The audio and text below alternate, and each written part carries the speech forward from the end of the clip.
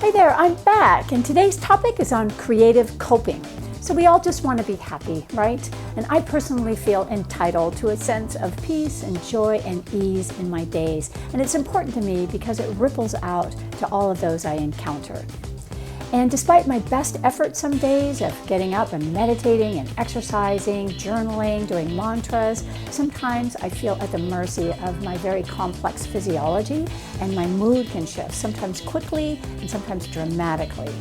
And I'm not necessarily referring to kind of long-term situations of a sense of burnout or a recovery from illness or grief. I am just talking about brief periods of time that can be signaled by an inability to deal well with the issues that come up around everything: our jobs, our partners, our friends, our weight, our energy levels, or sometimes physical discomfort.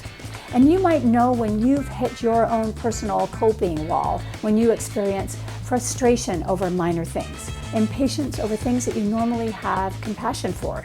You're easily irritated or annoyed, you're overly sensitive, you're withdrawing or feeling like you want to numb out, or you may not be as delicate with your constructive criticism as you usually are.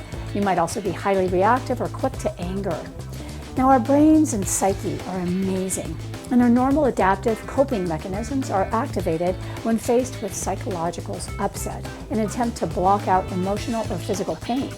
Although these normal mechanisms are protective, they can easily be overwhelmed by conditions like lack of good quality sleep, maybe poor nutrition, or the poor timing of nutrition. It could be low blood sugar also. It could also be a chemical change like too much coffee, too much sugar, maybe not enough coffee. Maybe your chemistry's off from drinking alcohol the night before, or even over-exercising the day before. And we often don't know what our tipping point is, right?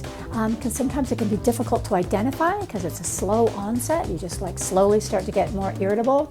And oftentimes your maladaptive strategy often results in chaos or confusion, and ultimately a bigger problem in the long run.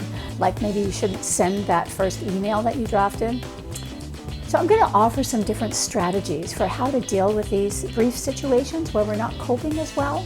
And most of them revolve around mindfulness activities. That is, anything that can bring us into the present moment can usually be beneficial.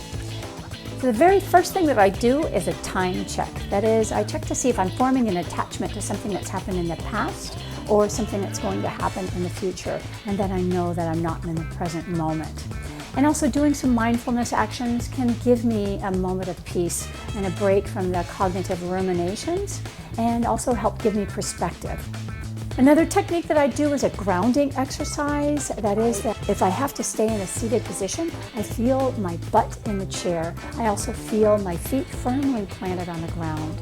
And I generally will incorporate this with some breathing techniques. That is, inhaling for 4 counts, holding for 4 counts, and then exhaling for 8 counts. And doing this a couple times while feeling my body in my chair is very grounding. I also do a quick inventory over everything that I can be grateful for in that present moment. I usually make these lists first thing in the day, and so I always have them on my phone. I also do my best to move my body. So if I have to stay in a seated position, I'll just roll my shoulders back, I'll stretch my arms in the air, clasp my hands, do a little rotation in my rib cage like this. That can help release a lot of the tension. It can also really open up our rib cages and allow for deeper breathing.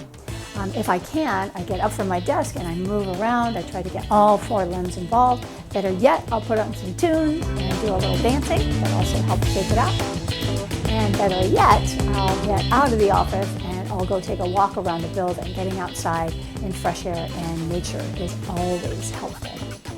I'll also try to find a quick hit of joy. Usually I'll keep some kind of running YouTube videos on my iPhone that are like a favorite comedians or something that always makes me smile. And last but not least, I find a personal mantra really helpful. That is, if I find that I'm not coping well in the moment, I channel my next action, my next behavior or statement through a filter of my personal mantra, which is joy, appreciation, patience, love, and compassion. So if I find my very next action is not compatible with that state, I need to check myself. And remember, it's not easy being human. It's not easy to continually morph to the events that are unfolding around us. It's also not easy to let go of control of things that go sideways. But may we be present for ourselves so that we continually fill our cup and be present for each other. And remember, your health is always my passion, and I'm available to you anytime. Just reach out to sarah-montague.com.